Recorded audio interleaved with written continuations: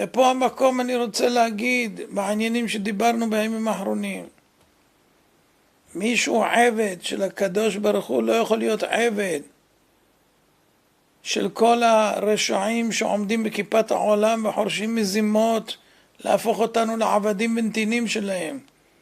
אם אתה עבד של הקדוש ברוך הוא, אז אתה פטור מעבדות לכולם.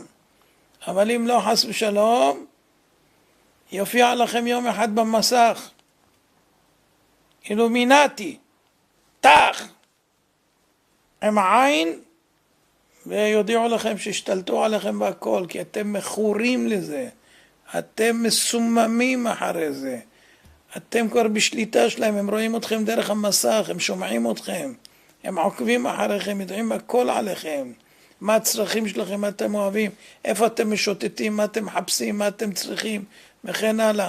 הם מנתחים את הכל, והם יודעים בדיוק מתי יהיה הזמן שהם יוכלו לפעול.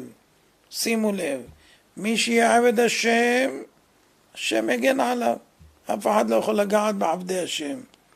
אבל אם לא, זה עבדים של פרעה, של נבוכדנצר, ושל כל המרעין בישין האלו.